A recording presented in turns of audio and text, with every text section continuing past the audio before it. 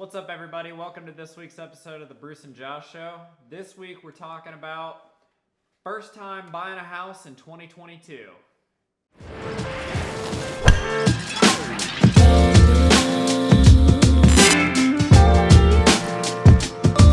So, the first thing that you guys need to do, and I've been preaching this for decades now, the first thing that you need to do is to talk to a lender. Do not look at properties before you talk to a lender. That is the crucial first step because several reasons. First off, human nature. If you look, Maserati's all that can come to mind, but you are going to talk about how horrible a Maserati is the moment I say it. But if you look at the high-end car, the Lamborghini, the Mercedes, the Maserati, all of those. And then you talk and look at your bank account and you talk to what you can get financed for, and you end up having to drive the little Chevy. You're not going to be as happy with that Chevy as you were before you looked at the higher end premium cars.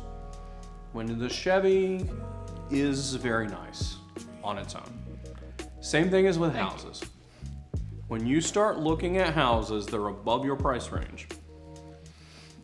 Because inevitably, you are like every other person on the planet and you feel like you qualify for anything you want. I know you. So you feel like you qualify for anything you want. And then someone, when you actually go to the lender, tells you, no, you don't qualify for $800,000, you qualify for $250,000.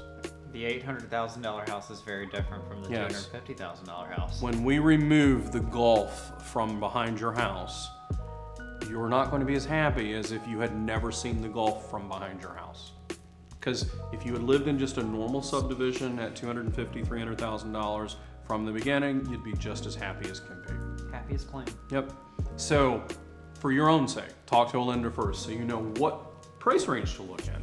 Second, we need to know how to structure your offer. Like different mortgage types, like you can't buy all houses with various mortgage types. Like if you qualify for VA or FHA, lower down payment. A lot of people don't have a ton of cash, especially in a market where they're having to pay the buyer side closing cost. Maybe you qualify for an FHA or a VA government financed mortgage. A lot of houses don't qualify for those mortgages because they have to be in pristine condition.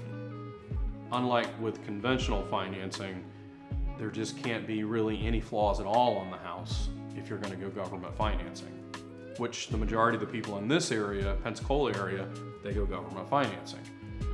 Other things like, for example, with the housing market prices increasing, we're seeing a lot more buyers moving to alternative type housing such as mobile homes, manufactured housing. Most mortgages do not finance at this point those type of properties. Very few lenders are actually going to lend on a mobile home. So it's beginning to pick up a little more than it was, but now it's still very limited. So you do yourself a favor by getting qualified first, and then we can craft your search for your houses based on the amount you qualify for and the type of properties that will be okay with that type of financing. That way you're not getting your sights and your hopes set on something that you can't purchase, you can't finance, you can't afford it, when if you never saw that in the beginning, you would be perfectly happy with the selection of properties that you can buy. Second point we're going to make, and shout out to my boy Shia LaBeouf, just do it. Stop waiting.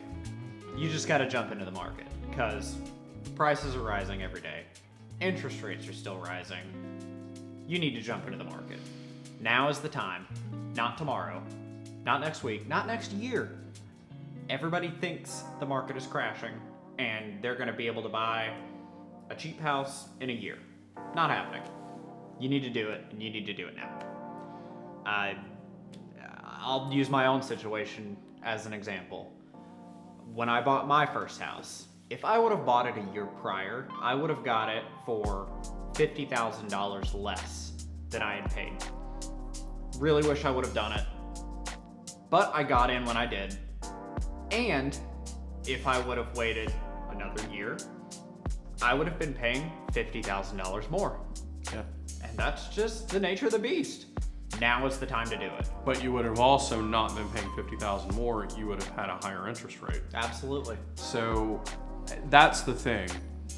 Do it now. Yeah, should you have done it a year ago? Are you going to wish you would have done it a year ago? Absolutely. We all are. But a year from now, you're going to wish you had done it now.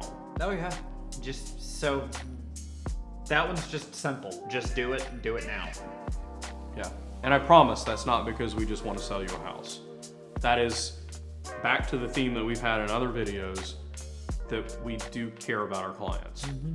And I promise you that a year from now, you're going to pay a higher interest rate and most likely a higher price than you would today if you go ahead and just make the move now. Yeah. The thing is just sooner is better than later. So Yeah. So the next thing that I would talk about is that you've found this house and you've gotten qualified. You got qualified, then you found the house. Let me put it that way. You now need to figure out how to negotiate this out. What are you going to reduce it to writing to? Because memories fade, so you want to make sure you reduce this purchase to writing.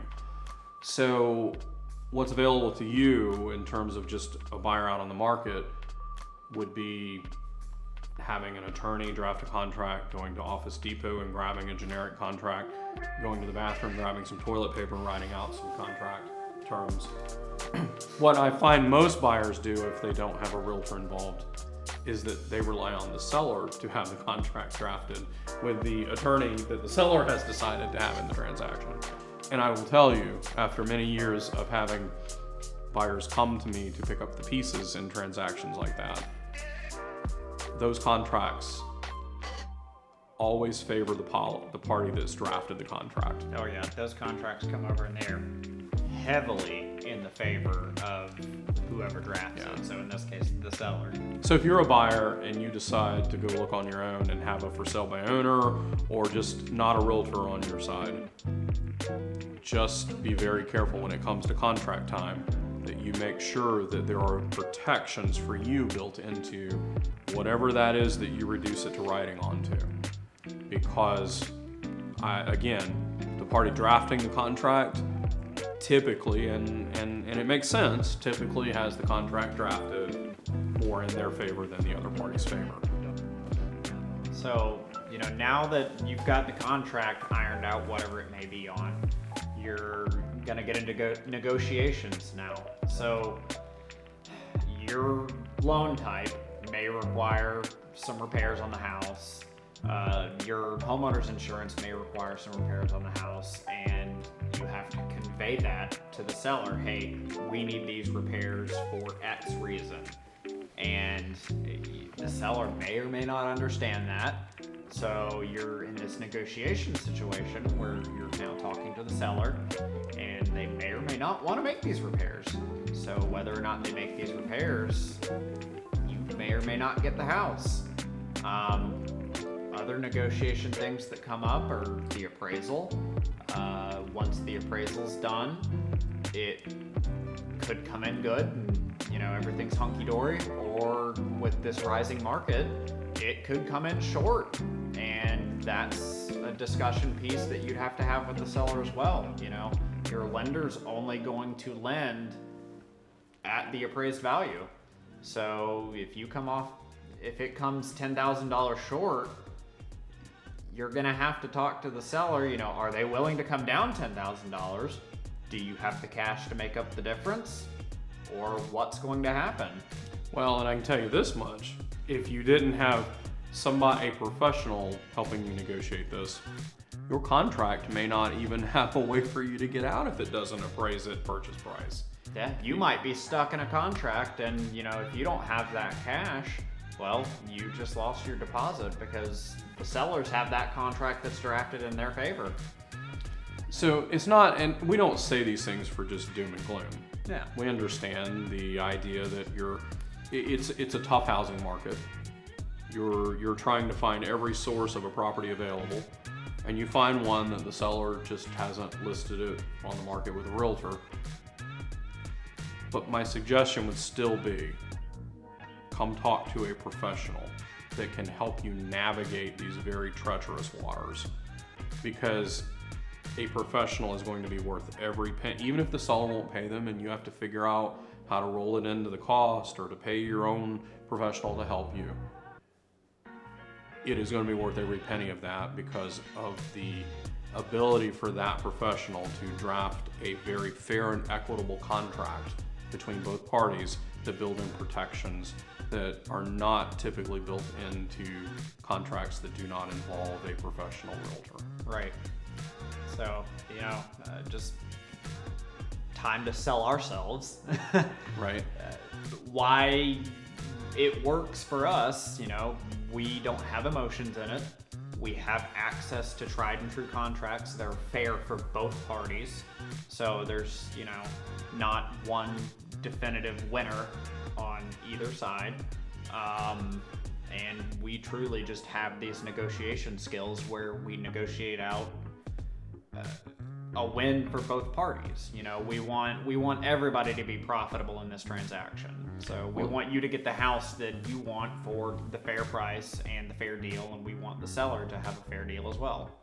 It's typically about understanding why something is happening.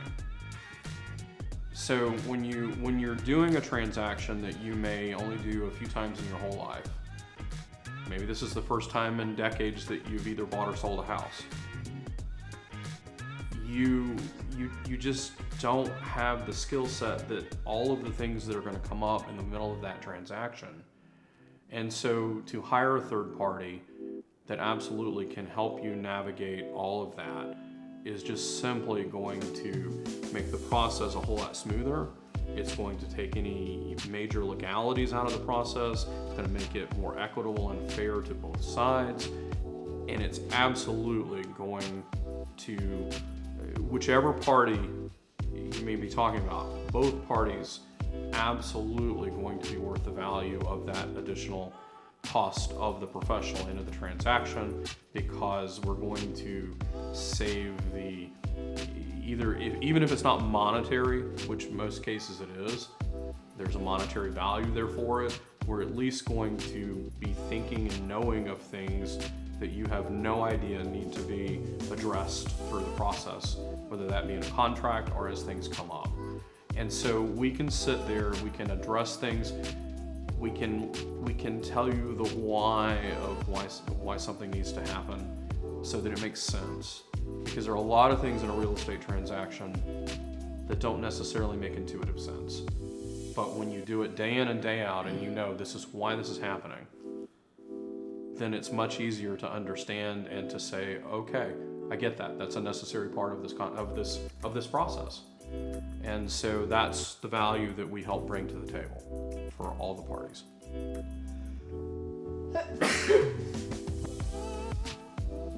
Wow. Completely allergic to my information. I was trying to save it. Whew. Anyways. All right. That's it for this week's episode. If you have any questions for us, put them in the comments below. Remember to like the video, comment, subscribe to our channel, and go check out our other videos. What's for Dinner, Pensacola, where we make some amazing food, some cocktails, and even some wine. And we'll see you guys next week. See you next week.